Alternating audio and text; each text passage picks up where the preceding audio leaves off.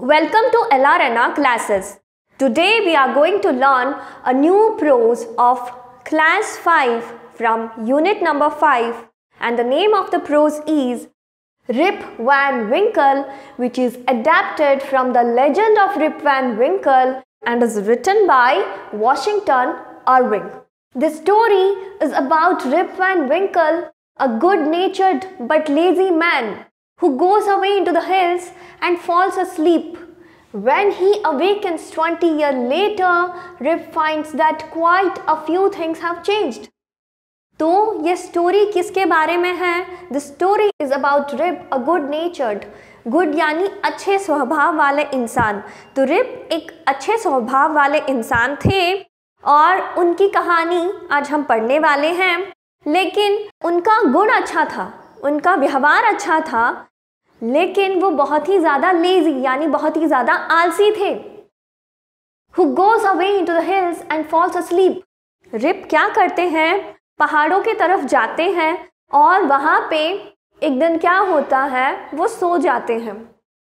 When he awakens 20 years later, और जब वो उठते हैं, वो सो के उठने में उन्हें 20 साल लगता है. और जब वो सो के 20 साल के बाद उठते हैं, Rip finds that quite a few things have changed. उन्हें कुछ मतलब इतने साल के बाद उठेंगे तो ऑब्वियसली चेंजेस तो आए होंगे 20 इयर्स के पीरियड के टाइम के बाद. तो क्या क्या चेंजेस वो देखते हैं, क्यों वो सोए, कैसे वो सोए, तो इन सारी चीज़ों के बारे में हम लर्न करेंगे. Many years ago at the foothills of the Catskill Mountains. तो many years ago बहुत साल पहले. foothills का मतलब पहाड़ के नीचे जो हिस्सा होता है, ये पहाड़ है उसका नीचे वाला जो हिस्सा होता है उसी को हम बोलते हैं foothills. At the foothills of the Catskill Mountains was a little village. तो Catskill Mountains जो थे, उन माउंटेन्स के ठीक नीचे एक छोटा सा गांव बसा था, विलेज बसा था. In a village lived a simple good-natured fellow named Rip Van Winkle. उस कैटस्किल्स माउंटेन्स के नीचे जो गांव बसा था, उस गांव में एक बहुत ही सिंपल यानी एक बहुत ही एकदम मामूली आदमी था और गुड नेचर्ड यानी उसका व्यवहार बहुत अच्छा था. एक बहुत ही मामूली सा अच्छा व्यवहार वाला इंसान उस गांव में रहता था और उस इंसान का नाम क्या था? Rip Van Winkle. He was a kind neighbour ready to help anyone. वो बहुत ही ज़्यादा दयालु स्वभाव के थे. काइंड यानी दयालु स्वभाव के थे और कभी भी कोई पड़ोसी उनसे कोई भी मदद मांगते तो ये कभी मना नहीं करते. ये अपने तरफ से जितना मदद हो सकता था ये मदद करते. Everyone in the village liked him. जितने भी, वो तो छोटा सा गांव था और उस गांव में जितने भी लोग थे सभी रिप वैन विंकल को बहुत ज़्यादा पसंद करते थे.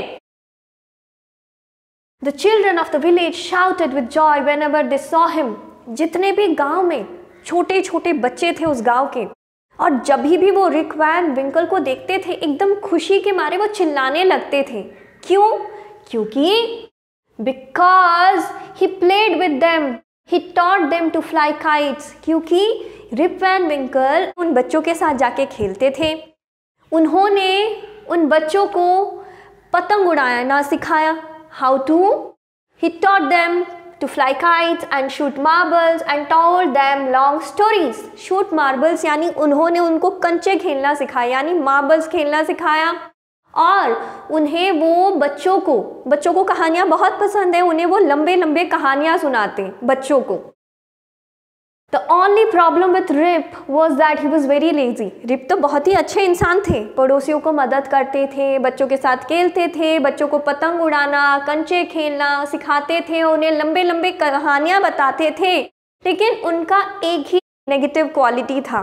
क्या था वो बहुत ही ज़्यादा आलसी इंसान थे. He was a lazy man. He did not work on his own farm and just idled away his time. Idled away का मतलब होता है वेस्ट करना, टाइम को वेस्ट करते थे. वो खुद के लैंड में कभी भी काम नहीं करते थे और जितना भी टाइम होता था उसे वेस्ट करते थे.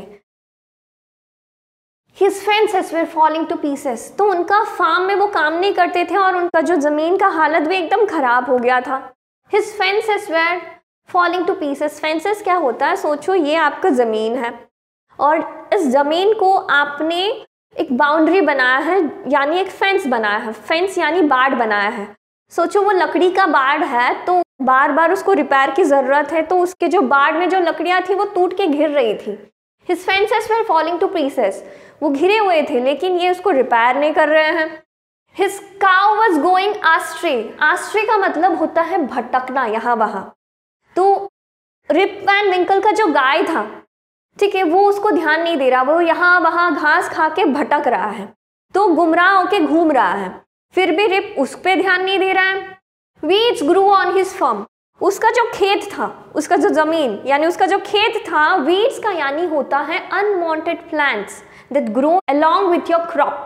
सोचो आपने गेहूं का फसल लगाया है और जब आप गेहूं के प्लांट्स को पानी देते हो, गेहूं के साथ घास भी साइड में उगने लगता है। तो वीड्स होता है unwanted plants which grow along with your crop, तो उन्हें हटाना ज़रूरी है। तो वो अपने फार्म में काम नहीं करते थे, तो उनके फेंस जो था वो टूटे हुए थे, उसका रिपेयर की ज़रूरत था। रिप का गाय यहाँ वहाँ भटक रहा था। उसके अलावा क्या होता है, उसके फार्म में बहुत सारे वीड्स हो गए थे, अनवांटेड प्लांट्स हो गए थे। Rip's constant companion was his dog named Ulf. Rip का जो कंस्टेंट कंपेनियन, कंस्टेंट का मतलब हमेशा उसका दोस्त रहा है। रिप का एक दोस्त है जो हमेशा उसका साथ रहता है। वो कौन है, वाज हिज डॉग, उनका एक खुद का कुत्ता, और उसका नाम क्या था, named Ulf, named Ulf. To avoid work, he would walk away into the forest with his dog. तो जब रिप देखता है, रिप दूसरों का तो मदद करता है, जब रिप ने देखा कि अपने फार्म में इतना सारा काम है और वो आलसी नेचर का बंदा है, तो वो क्या करता है, इन सारे काम से छुटकारा पाने के लिए वो अपना कंपेनियन, अपना दोस्त जो था जिसका नाम था उल्फ, जो कि उसका कुत्ता था, उसके साथ मिलके वो कहाँ जाता है, जंगल की ओर जाने लगता है। One day, Rip just walked on and reached highest part of the mountains. तो वो काटस्किल माउंटेन्स के नीचे इनका घर बसा था, इनका विलेज बसा था। तो उस माउंटेन वन डे रिप क्या करता है, उन माउंटेन्स पे चढ़ते चढ़ते अपने डॉग उल्फ के साथ चढ़ते चढ़ते एकदम जो काटस्किल माउंटेन का एकदम हाईएस्ट पार्ट होता है, सबसे ऊंचा वाला पार्ट होता है, वहाँ पे वो जाके पहुँच जाता है। It was late in the afternoon when he reached the, late in the afternoon, noon का यानी होता है 12 बजे, आफ्टरनून का यानी होता है 12 के बाद, और लेट आफ्टरनून होता है यानी 4 o'clock 5 o'clock। तो बहुत ज़्यादा लेट हो चुका था जब वो काटस्किल माउंटेन के टॉप पोर्शन पर वो जाके पहुँचे अपने डॉग के साथ। Tired after his long climb, he lay down and began daydreaming. Mountain चढ़ने में बहुत ज़्यादा एनर्जी लगता है क्योंकि वो स्लैंटिंग होता है, तो वो एकदम थक कर क्या करते, लेट जाते। ले डाउन मतलब कहीं पे वो रेस्ट लेते, एकदम आंख बंद करके सो जाते हैं। Lay down and began day dreaming, day dreaming मतलब सो के मतलब दिन के समय में भी वो सपना देख रहे हैं। तो मतलब अभी तक अंधेरा नहीं हुआ, इवनिंग नहीं हुआ है, तो वो वहाँ पे बैठ के, क्योंकि वो थक गए हैं, वहाँ पे एक जगह पे बैठ के वो डे ड्रीमिंग यानी सपने देख रहे हैं। It was soon evening and he realised it would be night by the time he reached his village. एकदम तुरंत क्या हो गया, शाम हो गया, क्योंकि वो लेट आफ्टरनून पहुंचे थे पहाड़ के टॉप पर। And he realised it would be night by the time he reached his village, और उसको पता चल गया वो माउंटेन से अगर उतर के वापस घर जाने की कोशिश करेगा, विलेज को जाने की कोशिश करेगा, तो उस टाइम पे रात हो चुका होगा, it would be night. Suddenly he heard a voice calling out Rip Van Winkle, Rip Van Winkle. तो ऐसे वो सोच रहा था, अभी तो इतना टाइम हो गया, आफ्टरनून हो गया, और वो सो गए थे, और सो के वो सपना देख रहे थे, डे ड्रीमिंग कर रहे थे। और उसके बाद वो रियलाइज़ किए कि अगर इवनिंग भी हो चुका, अगर मैं वापस जाऊंगा तो रात हो जाएगा। इतना वो सोच रहे थे कि एक आवाज़ उन्हें बुलाने लगा, और वो आवाज़ क्या बोल रहा था, Rip Van Winkle, Rip Van Winkle. He looked around and saw a short old man with thick hair and a grizzled beard. तो जब रिप वैन विंकल ने एकदम आसपास लुक्ड अराउंड, आसपास देखा, तो उसे एक बहुत ही ज़्यादा छोटा सा इंसान दिखा, short man with thick hair, बहुत ही छोटा इंसान था, उसके जो सिर पे बाल थे बहुत ही मोटे बाल थे, and a grizzled bird, grizzled bird का यानी ग्रिजल्ड का मतलब होता है सफ़ेद दाढ़ी, ठीक है, सफ़ेद दाढ़ी। And a grizzled bird walking towards him with a barrel. Barrel का मतलब होता है ड्रम, ठीक है, बैरल का मतलब होता है एक कंटेनर या ड्रम जिसमें कोई लिक्विड आइटम हम स्टोर करते हैं। तो जैसे ही रिप आसपास देखते हैं, क्योंकि कोई उन्हें बुला रहा था, तो देखते हैं वो शॉर्ट मैन है, उनके सिर पे मोटे बाल हैं, उनका दाढ़ी एकदम चमक रहा है, ग्रिजल्ड सफ़ेद बाल है, ठीक है, और वो बैरल लेके रिप को बुला रहे हैं। He made signs to help him carry the barrel। Science का मतलब हैंड साइंस, तो वो रिप को बोल रहा है, हैंड साइंस का मूवमेंट करके बोल रहा है कि मेरा मदद कर दो और ये बैरल मेरे लिए उठा दो। Rip hurried to help the stranger who caught his hand tightly।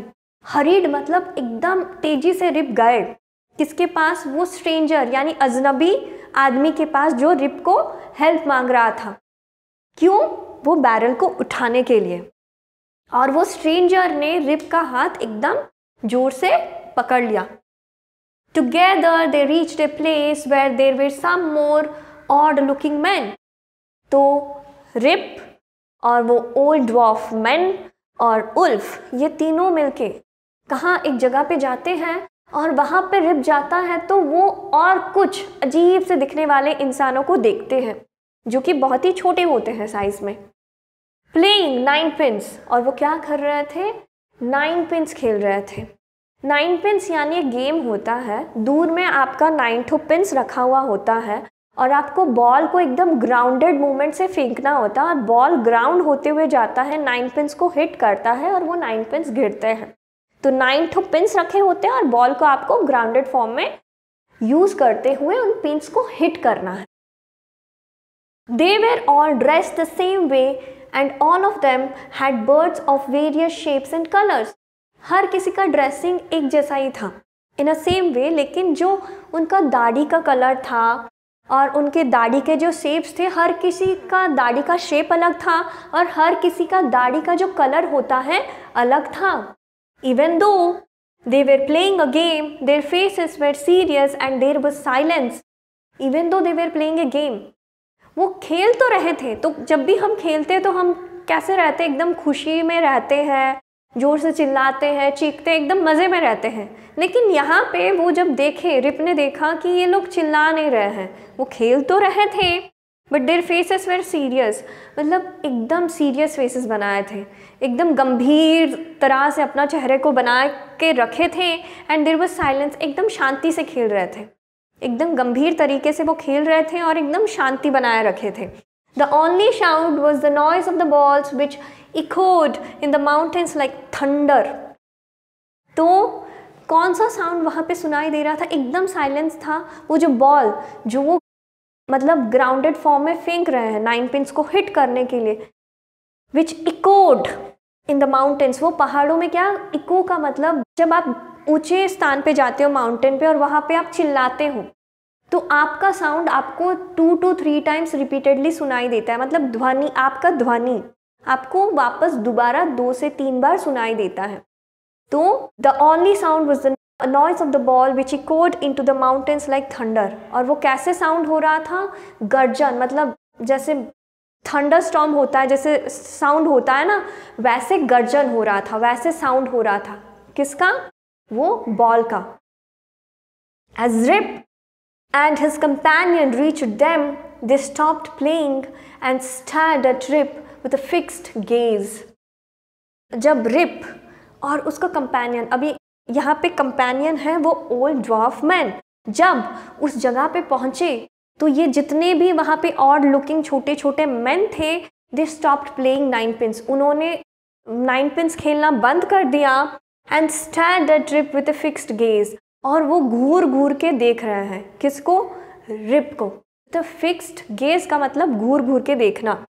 Rib was really frightened, Rip बहुत ज़्यादा डर गए थे क्योंकि वो एकदम नए जगह में आ गए थे, मतलब जो भी लोग थे दिखने में बहुत अजीब थे, अजनबी थे, उनका पहनावा अलग था, उनका बर्ड अलग था, उनके कलर्स अलग थे बर्ड्स के, यानी किसी का ग्रीन होगा, किसी का ब्लैक होगा, किसी का पिंक होगा, क्योंकि बर्ड का शेप और कलर भी उन्होंने देखा कि उन शॉर्ट लुकिंग मैन में वो भी बहुत ज़्यादा अलग था।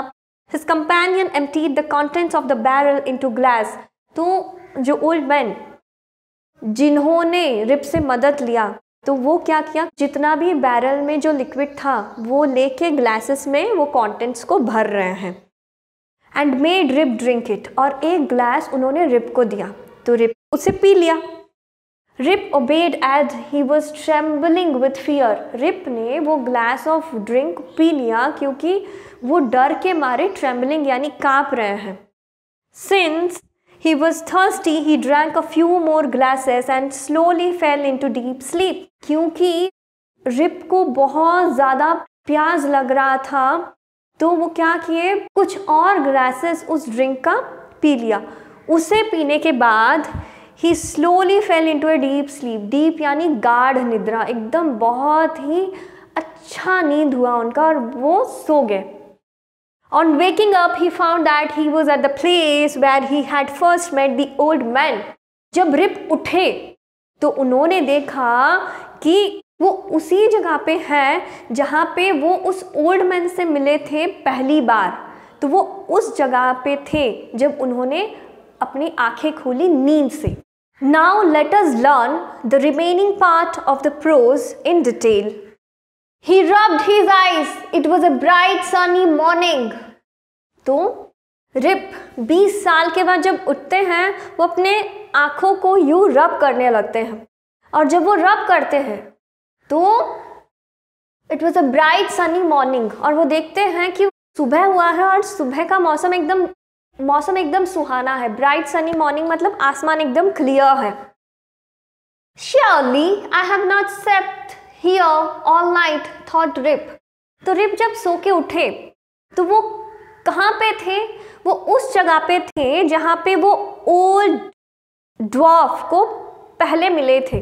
तो रिप को लगा रात में वो उनके इलाके में शायद सो गए होंगे और वहाँ से उठा के इन्हें इस जगह पे वो लोग रख दिए होंगे. तो रिप को लगता है शायद से मैं पूरा रात यहाँ पे नहीं सोया हूँगा, वहाँ पे सोया होगा और वो लोग यहाँ पे मुझे लाके उठा के रख दिए होंगे. Surely I have not slept here all night, thought Rip. He looked around for Ulf, but he was nowhere.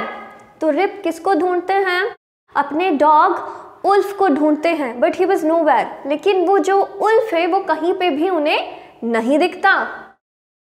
Rib whistled for him. Ulf, Ulf. He then shouted. Rip पहले क्या करते हैं, सीटी बजाते हैं, विशल मारते हैं, लेकिन उल्फ नहीं आता. Ulf, Ulf, he then shouted. उसके बाद वो चिल्ला के बुलाते हैं किसको, उल्फ, उल्फ, लेकिन उल्फ नहीं आता. No dog was to be seen. Where has his dog gone?